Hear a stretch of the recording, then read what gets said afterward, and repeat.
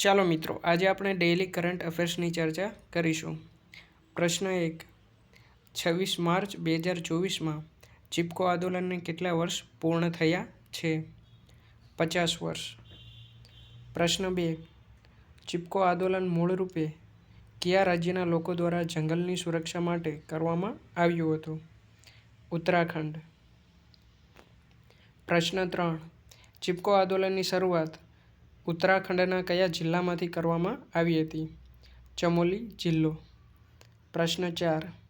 ચિપકો આંદોલનનું નેતૃત્વ કોણે કર્યું હતું? શ્રીમતી ગૌરાદેવી, શ્રી ગોવિંદસિંહ રાવત અને શ્રી ચંદી પ્રસાદ ભટ્ટ. પ્રશ્ન 5. કયું આંદોલન સ્વતંત્ર ભારતનું પ્રથમ પર્યાવરણીય આંદોલન કહેવામાં આવે છે અથવા માનવામાં આવે છે? ચિપકો આંદોલન. પ્રશ્ન 6. ચિપકો આંદોલનની શરૂઆત ક્યારે થઈ હતી? 26 માર્ચ 1974ના રોજ. મોટાભાગે કાર્યકરો મહિલાઓ હોવાથી ચિપકો આંદોલનને મહિલા ચળવળ તરીકે પણ ઓળખવામાં આવે છે.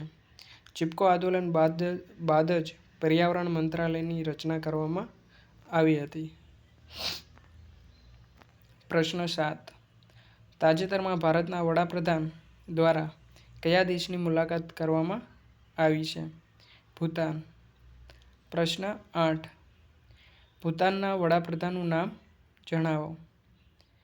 શેરિંગ તોબ્ગે. પ્રશ્ન 9. તાજેતરમાં insurance regulatory and development authority of India IRDAI દ્વારા શું સ્થાપવાની મંજૂરી આપી છે? બીમા સુગમ. પ્રશ્ન 10. બીમા સુગમ શું છે? તે એક ઈ-કોમર્સ પ્લેટફોર્મ જેવું છે જ્યાં વીમા કંપનીઓ તેમની પ્રોડક્ટ્સ વેચી શકે છે. પ્રશ્ન 11. તાજેતરમાં ભારતના ચૂંટણી પંચ ECIએ લોકસભા ચૂંટણીના ઇતિહાસમાં પ્રથમ વખત દિવ્યાંગ વ્યક્તિઓ અને 85 અને તેથી વધુ વયની વરિષ્ઠ નાગરિકો માટે કઈ સુવિધા વિકસાવી છે? Vote for home. પ્રશ્ન 12. તાજેતરમાં સુરત ડાયમંડ બોર્સના નવા ચેરમેન તરીકે કોની નિયુક્ત કરવામાં આવ્યા છે? ગોવિંદ ધોળકિયા.